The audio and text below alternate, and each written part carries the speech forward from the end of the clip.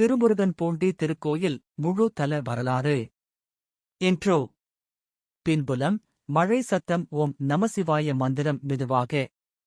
பழங்காலத்தில் தேவர்கள் நடுங்கிய ஒரு காலம்.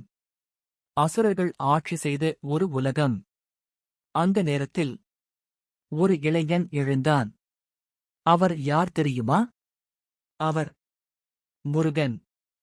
ஆனால் அந்த முருகன் கூட ஒரு நாள் சிவனை தேடி வந்தான். அந்த இடம்தான் திருமுருகன்பூண்டி திருக்கோயில். தமிழ்நாட்டின் மேற்கு பகுதி, கொங்கு மண்டலம். இங்கு ஓடும் ஒரு புனித நதி, நொய்யல் ஆறு. அதன் கரையில் அமைந்துள்ள அற்புதமான சிவஸ்தலம் திருமுருகன்பூண்டி. இந்த ஊர் பழங்காலத்தில் ஸ்கந்தபுரி, முருகன் பூஜை செய்த இடம். இங்கு நிலம் கூட ஒரு சக்தி. மரங்கள், காற்று, மண் அனைத்தும் ஒரு தெய்வீக அதிர்வை தரும். அசுரர்களின் பேரரசன் சூரபத்மன். அவன் தேவர்களை அடிமைப்படுத்தினான். இந்திரன் கூட அச்சத்தில் இருந்தார்.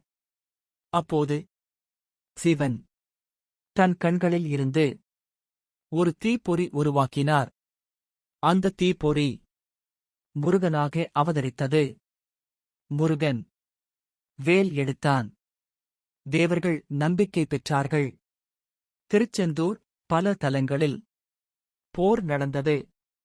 இறுதியில் சூரபத்மன் தோற்கடிக்கப்பட்டான். ஆனால் ஒரு உண்மை: கொலை செய்தால் பாவம். அது அசுரன் என்றாலும் முருகனுக்கு பிரம்மஹத்திய தோஷம் ஏற்பட்டது. முருகன் பூமியில் ஒரு இடத்தை தேர்ந்தெடுத்தான். அதுதான் திருமுருகன்பூண்டி. அவன் சிவலிங்கம் நிறுவி தவம் செய்தான். சிவன் தோன்றினார். மகனே, உன் பாவம் நீங்கியது. அதனால் இங்கு உள்ள சிவன் திருமுருகநாதர். சுந்தரர். அவர் இந்த தலத்திற்கு வந்தார். சிவன் வேட்டைக்காரராக வந்து அவரை சோதித்தார். பொருட்களை எடுத்தார். சுந்தரர் கோபத்தில் பாடினார். கொங்கு சோழர் கால கட்டிடம். கல் சுவர்கள், பழமையான லிங்கம், கல்வெட்டுகள். திருமுருகநாதர், அவருடைய நாயகி. முருகன் சக்தி மிகுந்த தலம்.